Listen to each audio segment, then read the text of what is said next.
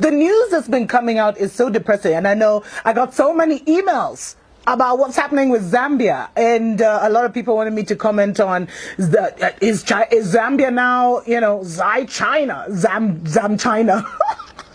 Actually, you guys, it's not even a funny story. Zambia is the first African nation to become a full Chinese colony, and we joke about some of these things, but what has happened is really, really tragic.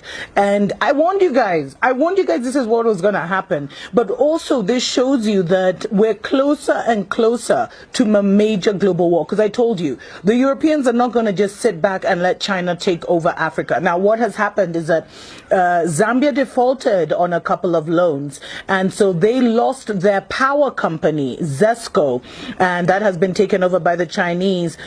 Their major national electricity company is now being run by China. Now, if that isn't even worse, they've also lost, a few months ago, they lost their Zambia Broadcasting Corporation. It's called the ZNBC. I think it's the Zambia National Broadcasting Corporation, which is now fully owned by China. And, the government has been denying that this is the case. They've been trying to play cute. They've been trying to play, like everything is okay. But they have actually been in secret talks over how their national electricity company would be taken over. This is crazy. Do you think an African country would be allowed to run China's national electricity company? And, it just shows you that China's neocolonial strategy is reaching ahead. I mean, it's reaching its climax. They've been doing this covert business for so long. And now, they've got their tentacles so deep inside. They've got their tentacles so deep inside that it's going to be hard for some countries to turn back. Now, what's happened is, their whole strategy is they encourage indebtedness. So, hey, they come with the money. They come with the money. They give you. Then they, once you default, they start to take over strategic assets because of failure of repayment. And you see, what China has done is they have studied countries that are corrupt. They have studied countries that, that are greedy, that have greedy leaders, which is most African nations. And that's why we find most African nations are in this situation. And then they kind of have this, their long-term outcome is the effective ownership of commanding heights of the economy. Remember, I did that thing on the Seven Mountains Prophecy, health, economy, etc., media, entertainment. So they come in, they give you a deal you can't refuse. They pour that money on you. They pour that money on you. They pour that money on you. And then all of a sudden, they come collecting. And they're very vicious when they start collecting. And you know what? Even the Chinese government, they know they actually have a problem in Zambia and other nations. But you know what they said? They were just like, us, we're protecting the Chinese. If your people cannot negotiate for you, if Zambians cannot if the Zambian government and the Zambian politicians cannot look after the interests of Zambia, that's not our fault. But this is not going to be possible. And you know what? I was doing deeper research into this matter, and it gets even worse. Now, Zambia's president was actually in China last week for the China-Africa summit, and I'll talk in the future about the $61 billion or $60 billion that the Chinese government allegedly gave to Africa with no strings. There ain't no free lunch. Come on, guys. There ain't no free lunch.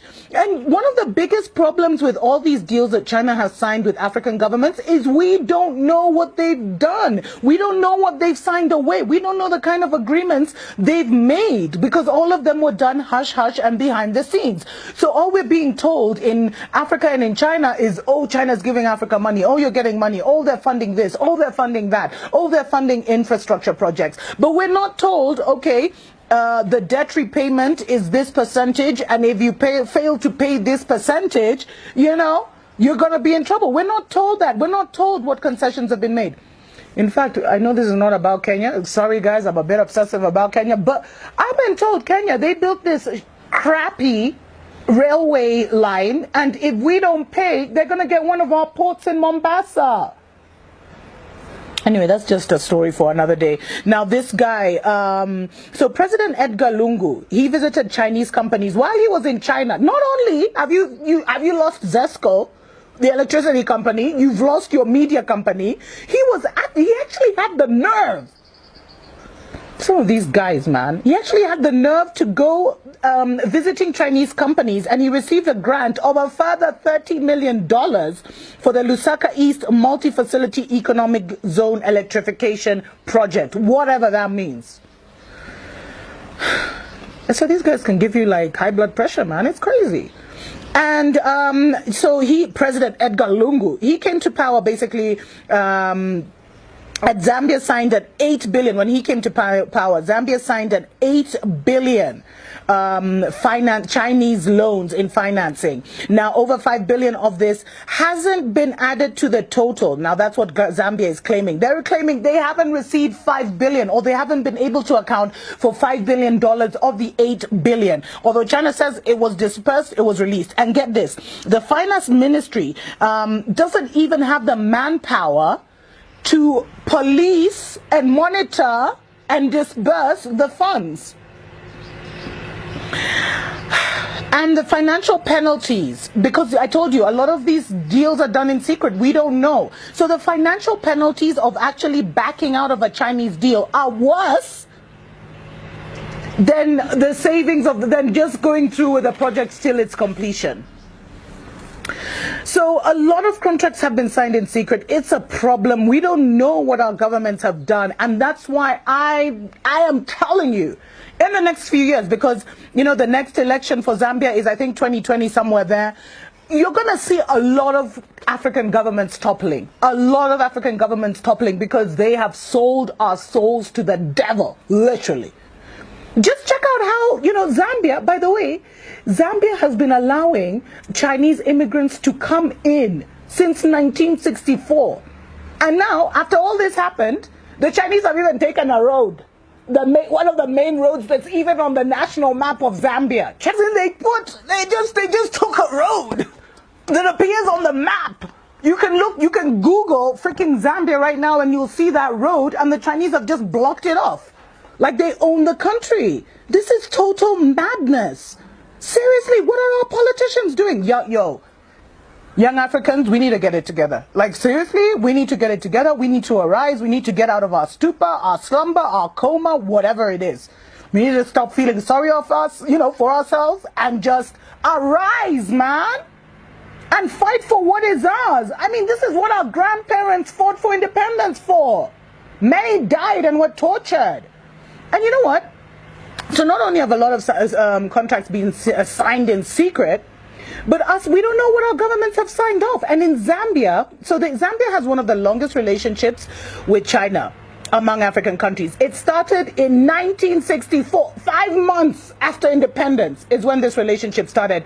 And China has been given uncontrolled access to Zambian resources by overborrowing and allowing Chinese unfiltered emigration. And it's reached such a high tension level, and I'd love it if my Zambian brothers and sisters who watch my show would just even expound, share your story, share your testimony, guys. It's reached such an uncontrollable level that now the Chinese have even moved into, you know, the African neighborhoods, and they're creating tension. They're even selling maize on the streets.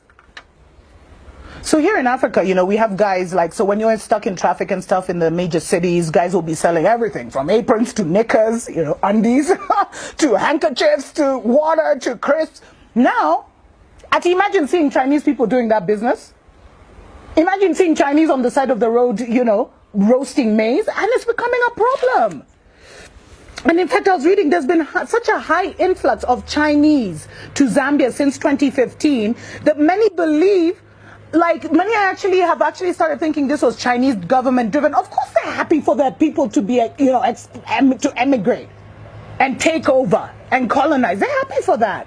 And then when these guys commit crimes, because a lot of them have committed crimes, and there's this brilliant article from Lusaka Times which talked about the various crimes that have been committed. The Chinese, a lot of corrupt Chinese have moved to Zambia. A lot of thugs and criminals who are into corrupt deals. So corruption has reached epic proportions in Zambia. And when the government tries to call out the Chinese, what happens? The Chinese government says, oh, don't touch my people, don't touch my people. It's crazy. It's madness. It's nuts. And it's become such a problem because contractors are moving, traders, wholesalers, farmers, manufacturers, importers, exporters, and criminals who want to seize the vast resources of Zambia and are looking for an escape route from poverty. Because China just came out of being a third world country. And it's even become common now for people to say China first, Zambia last. Imagine. So, a lot of Zambians have been complaining because Chinese have been allowed to acquire large tracts of land. So there's little land left for Zambians. You guys, you're thinking it's a joke when I say Zambia is now a Chinese colony. There's been a lot of loss of employment opportunities because they're bringing everyone, cooks, bakers, electricians who learn online, engineers who learn online. They've brought a lot of lawlessness and corruption. They're crowding out Zambian SMEs because they're even doing the small business of even selling maize on the streets. And they're racist. And a lot of Zambians have complained about the racism and the environmental degradation. They're even in Zambian markets. Where the Zambians now, you go, you sell your vegetables and your fruits. They're even there, selling fruits and vegetables and competing with Zambians. It's shame on the Zambian government. Shame, shame, shame on President Edgar Lungu, or whatever his name is. Shame on him. And the sad thing is, because of all the loans that have signed and because of the defaulting, future Chinese generations will be entitled to Zambia's precious resources. So the children that have not even been born will be born into a neo-colonial China. Might as well call, Zambia a colony of China. It's a mess. And something needs to happen. Imagine something needs to happen. Guys, we need to awaken. We need to get out of our stupor, get out of our problems. Zambia, you guys need a revolution. You guys need a revolution, man. You guys need something. You guys need to awaken, aren't you? Are you just going to stand by and let this happen? Anyway, guys, it's my first show back and I'm already so emotional. I need to talk more about what is happening just with China in general and why. Guys, the Third World War is coming. The Third World War is almost upon us. Great. Although the news that's been coming out is so depressing, and I know I got so many emails about what's happening with Zambia, and a lot of people wanted me to comment on is Zambia now, Zam China. Actually, you guys, it's not even a funny story. Zambia is the first African nation to become a full Chinese colony, and